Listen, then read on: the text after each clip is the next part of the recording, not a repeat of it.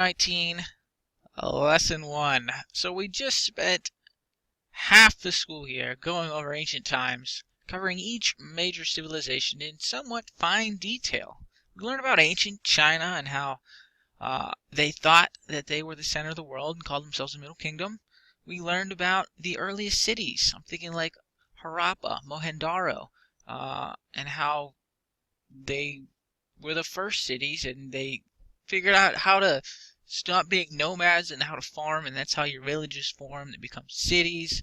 We ended up in ancient Greece talking about Sparta and Athens and the Greco-Persian War, the Peloponnesian War, and then how Rome sort of took everything over.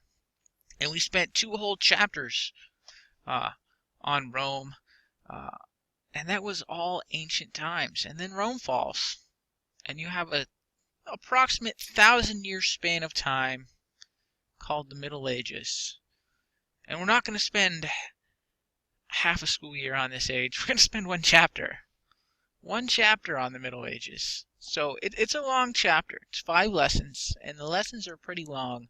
I managed to shove all of lesson 1 into one day, but I thought about splitting it up, and I very well might split up a few of the other lessons. So it's a long chapter.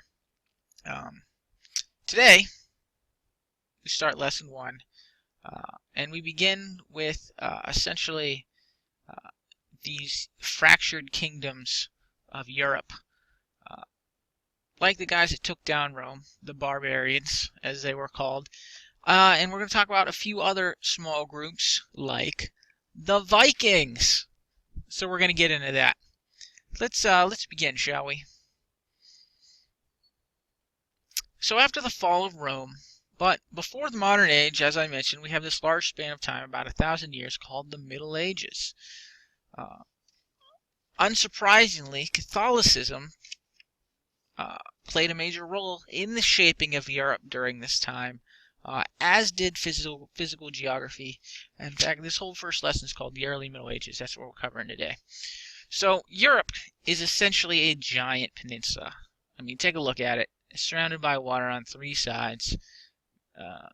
It's a peninsula that's got peninsulas. A lot of peninsulas. As a result, most of Europe lies within 300 miles of the seacoast. Trade and travel will be a major factor in the development of Europe. Rivers also played a major role. The European rivers, such as the Rhine and the Danube, are wide and deep, so they were navigable by ships. Basically, they were wide enough and deep enough for big ships to get through. These rivers also made good natural defenses and borders. For example, right here, while not a river, you have the English Channel between France and Britain, and that kind of protected Britain, and that's how they were able to develop sort of their own customs, culture, and government. Things like that happen. And then you have a lot of mountains here too, like the Alps. Those also formed natural barriers and borders. On the kingdoms that we're going to discuss today, there were a number of Germanic kingdoms that composed Western Europe after the fall of Rome. In England, there were 2 groups. There were the Anglos and the Saxons, and they pushed aside the Celts that were living there, and so now there were Celts, but more kind of focused on the island of Ireland. In time, the Anglos and the Saxons intermingled to become the Anglo-Saxons. So what you have now today, the UK, you have a mixture of Anglo-Saxons and Celts. Modern Scots, Welsh people, and Irish are descended from the Celts. So the most powerful of these Germanic kingdoms were called the Franks, and they settled in what is now France and parts of Germany. Clovis was the king of the Franks in 481 AD when he became a Christian. Soon after, most of the Franks followed suit, so now you have your Germanic kingdom starting to become Christian kingdoms, as the Romans were. A later leader, Charles the Hammer Martel, worked with the Pope, the head of the Roman Catholic Church, to strengthen Christianity by halting Muslim expansion in the lands that had been Western Rome. Essentially, there were a lot of Muslims in northern Africa, and they were conquering up into Europe. Charles the Hammer was able to defeat Muslim forces in France. They made it all the way to France at what is a famous battle. We don't give it much credence in this lesson, but it was called the Battle of Tours, 732. It was basically a stop of the expansion of Islam into Europe, and they credit the fact that Europe became mainly a continent of Christians as a result of victory by Charles the Hammer at the Battle of Tours. Martel's son Pepin had a big accomplishment too. He forced another Germanic tribe, essentially, the Lombards, out of the city of Rome. They had occupied Rome. He kicked them out, and he gave Rome back to the Pope and gave him a swatch of land that is pretty much what we now have, the Papal States. You have like Rome, and then you have a little teeny almost country within Italy, the Papal States. After Pepin died, his son Charles became king. Now Charles expanded his kingdom significantly. For the first time since the fall of Rome, most Europeans fell under the same ruler, which was Charles the Frank. Charles was also known as Charlemagne, or Charles the Great. You may have heard of Charlemagne before. In the year 800, Charlemagne actually went to Rome to help the Pope out with some troublesome Roman nobles. The nobles were bossing the Pope around in his little papal state.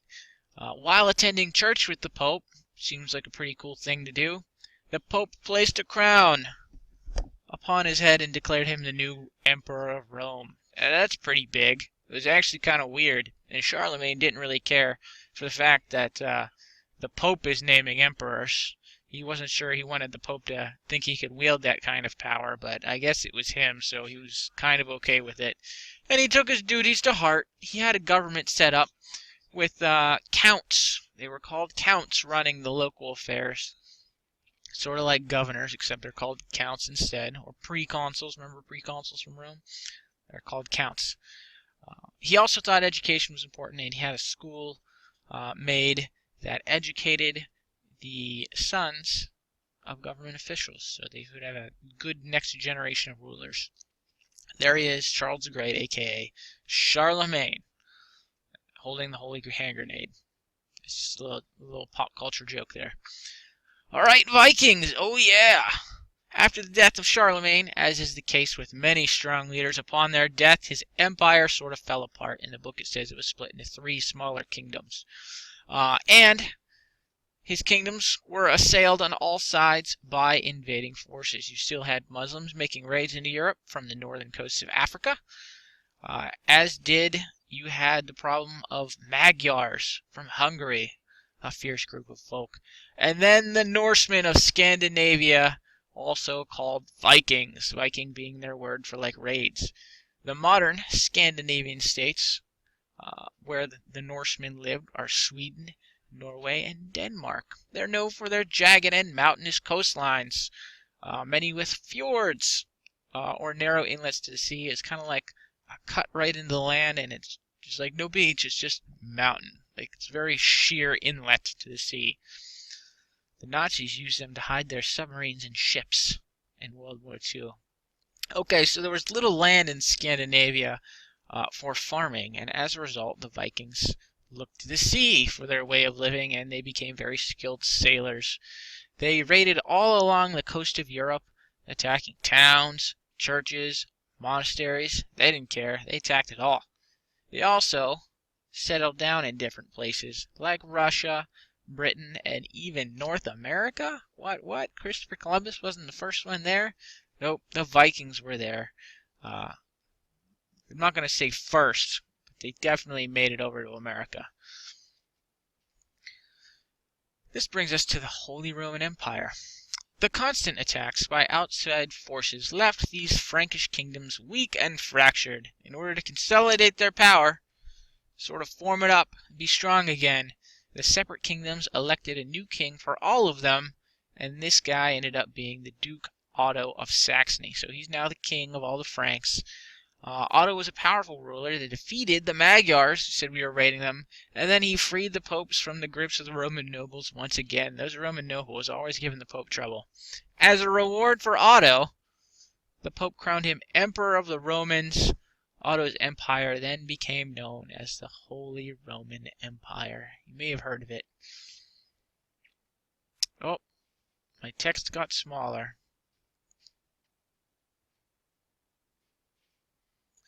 So what came after? We don't go into much detail today, but know that the popes, being the current pope and the next popes, will struggle over power with European kings for hundreds of years, and the state that we know as Germany and Italy would not really become united. There's going to be a lot of fracturing for hundreds and hundreds of years. They really don't form into the states that they are today until the 1800s. Let's move over to the church and its influence in Europe. At the time of the fall of Rome, remember Rome was a Christian empire. It converted to Catholicism. It became the official religion under Theodosius, I believe, Theodosius. But at the time, most of Western Europe was still non-Christian. Ireland was, because of a guy named St. Patrick. You may have heard of him. He went to Ireland and started converting the people to Christianity. The Pope Gregory, heard about St. Patrick and thought, wow, that's a really swell idea. If he can do it, so can we. And he ended up sending missionaries to convert the people of Western Europe to Christianity. And a long story short, by the year 1050, most of Western Europe was in fact Christian. Pope pulled it off. The missionaries pulled it off. Quickly on monks and nuns. We're at 11 minutes already. Monks were essentially well-educated men of the cloth that lived in monasteries, reading the Bible, studying the arts, healing the sick, and studying Greek and Roman classics. They even brewed beer, which is something your book doesn't say, but Mr. Yund will let you know. Early monks helped spread Christianity. They did a lot of the mission work, as well as keep Greek and Roman knowledge alive for us to use today. Their female counterparts, nuns, did much of the same and lived in convents, monasteries, convents. The head of a monastery was called an abbot. The head of a convent was called an abbess. There you've got a monk. It's cool robes. You've got this old picture of Middle Ages nuns. More trouble with the church to finish it up. As monasteries accrued wealth, the abbots, so the leaders of the monasteries, began to gain political power, and kings of Europe did not particularly like this. The church thought that the king should obey the church, but the kings thought that the church should obey the kings. And this situation really culminated into a disagreement between the Holy Roman Emperor Henry IV and Pope Gregory VII. The Pope usually got to appoint bishops, but King Henry wanted to appoint the bishops, and he wasn't going to listen to the Pope, so the Pope kicked Henry out of the church. It's called excommunication, and Henry ended up going to Rome himself to apologize to the Pope. So he did that, and the Pope did in fact forgive him, but through an act of the German nobles. There was a new emperor named, and the Pope was like, oh, okay, we have a new emperor now. I'm okay with this. Henry was pretty mad about this, so he took over Rome and kicked out the old Pope and made a new Pope. Basically through force. So things got pretty messy, right? This mess continued until the year 1122, when a different king and a different Pope made what's called the Concordat of Worms. Worms was just the town where it was made. A Concordat is an agreement made between the Pope and a king. They basically came to a conclusion that only the Pope can appoint the bishops, but only the king can give these bishops political government positions. So they came to a compromise. Here's Pope Gregory VII looking kind of like a jerk if you ask me. But that's our lesson. Let's move on to our discussion. So we learned a whole lot in this lesson. A bunch of different groups and people. We learned about the Franks, Lombards in Rome, different popes, monks, nuns, Vikings, Magyars, and some mighty kings and conquerors like Charles the Hammer or Pepin. Of any topic we discussed today, which one would you like to learn more about and why? Please tell me in a few sentences, and maybe I can make a virtual lesson about it. We'll see. No promises, but I'd just like to know what you would like to learn more about, because we really glossed over so much. We had like 2 paragraphs on Vikings.